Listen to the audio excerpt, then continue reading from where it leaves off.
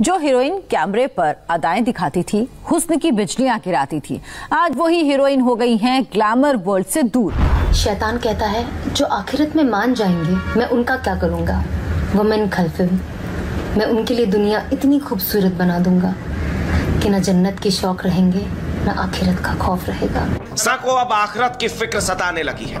आखिरत यानी मौत के बाद की जिंदगी। इसी जिंदगी की चाह में सना ने शोबिज यानी फिल्म लाइन को छोड़ने का ऐलान कर दिया है।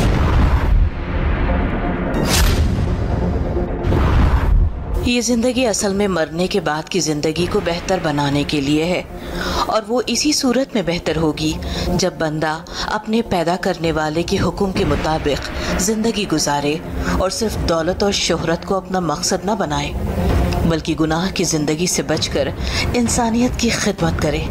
इसलिए मैं आज ये ऐलान करती हूँ कि आज से ही मैं अपने शोबिज़ फिल्म इंडस्ट्री की ज़िंदगी को छोड़कर इंसानियत की खिदमत और अपने पैदा करने वाले के हुक्म पर चलने का पक्का इरादा करती हूँ।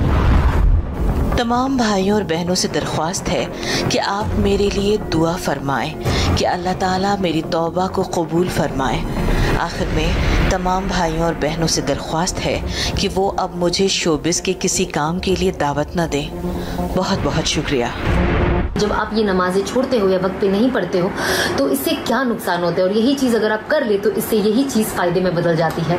तो पहला, फजर की नमाज जो इंसान जानबूझ के छोड़ता है, अल्लाह उसके चेहरे से सुलह का नूर ख़त्म कर देता है। दूसरा, जो इंसान ज़ोहर की नमाज जानबूझ के छोड़ता है, अल्लाह उसके रिस्क से बरकत ख़त्म कर देता है।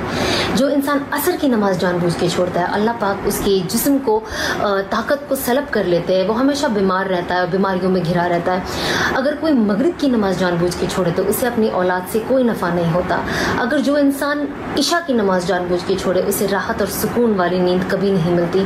तो हम कोशिश करें कि हम सारी नमाज पढ़े और वक्त पे पढ़े और उसकी पूरी पूरी बरकत और फजीलत को हासिल करें। सना लोगों को कुरान की आयतें सुना रही।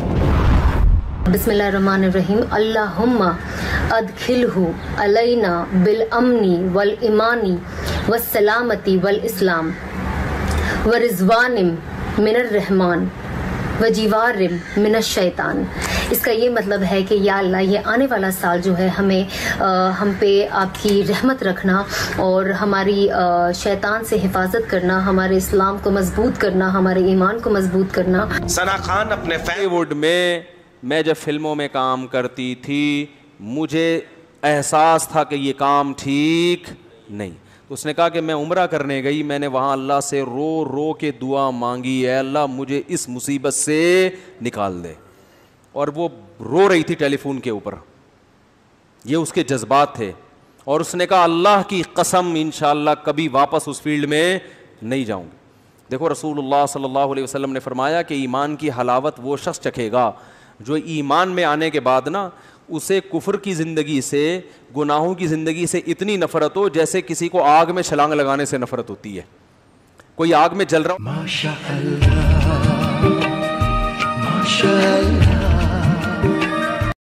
So let me share some shocking facts about Quran. It has 6,000 verses in which angel and devil is mentioned 88 times.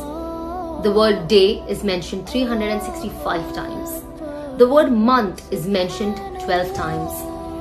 The word punishment is mentioned 117 times, whereas the word mercy, forgiveness, is twice that, 234 times, showing you the mercy of Allah subhanahu wa ta'ala.